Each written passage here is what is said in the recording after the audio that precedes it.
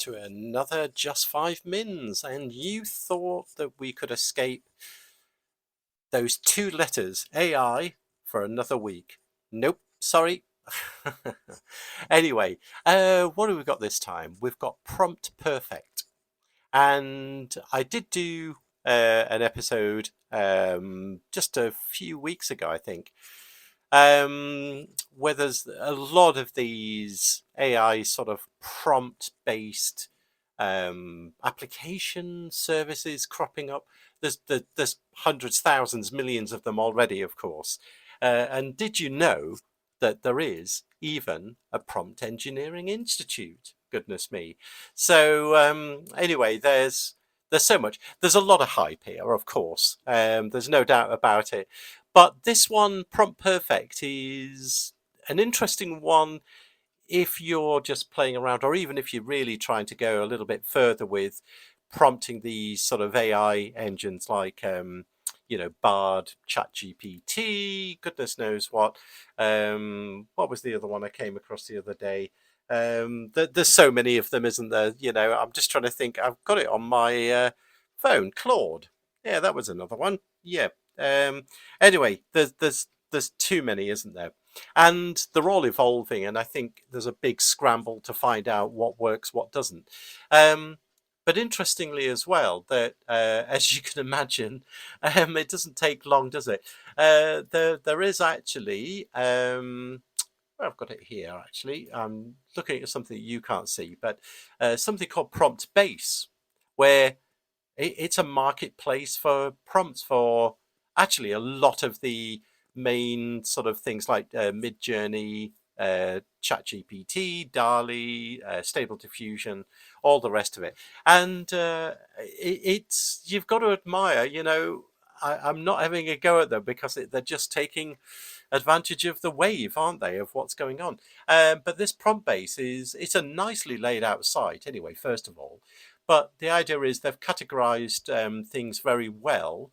So you can literally go and sell your prompts if you've come up with a really decent prompt or set of prompts. And you can sell them. And if you think about it, it's just that classic old thing. If people haven't got time or they can't be bothered to think up whatever, then they can go buy a prompt to do something.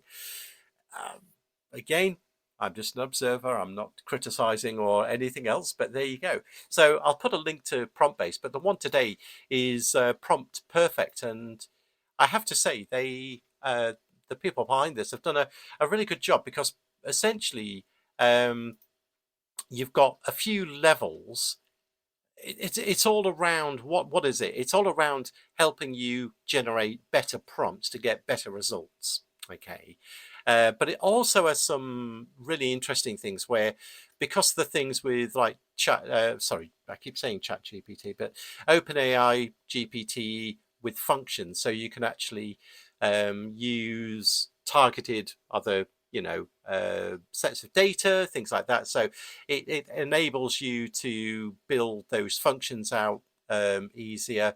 There's an arena for testing out things. They've got a few of the things like a few shot prompts where you can use it to do repeated multiple prompts, or zero shot prompts. There's all these sort of like new words now entering the dictionary, isn't it?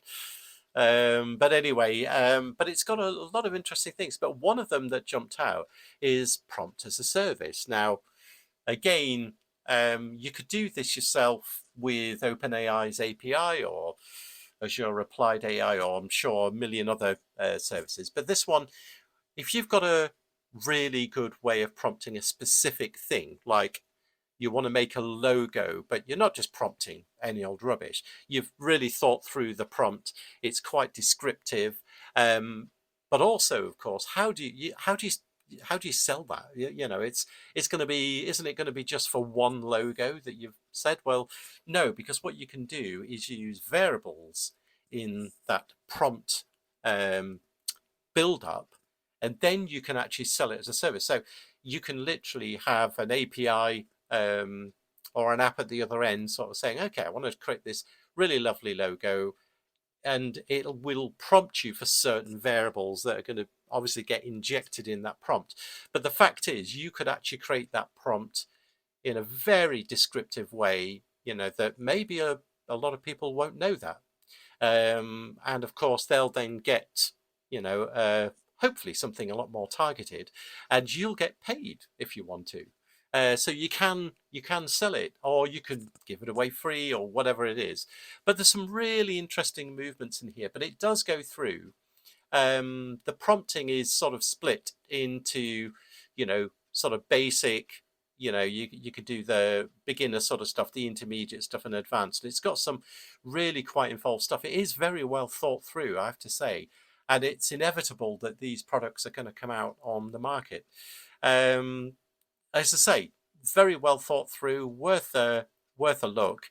And as I say, the other good thing as well is that it does hook into not just ChatGPT, OpenAI. It looks at Stable LM.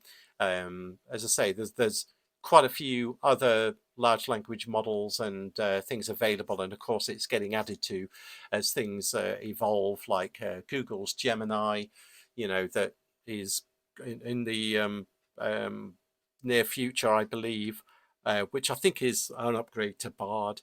But you've also got things like Cosmos, spelt with a K, from Microsoft, that's sort of evolving the ChatGPT side as well. So this is almost like that type of environment, and we've gone right over 5 minutes. So I'm not going to go any further. I'll put a few links in the show notes below. But that's what I've got for this time, until the next one. So take care, and we will catch you on the next episode.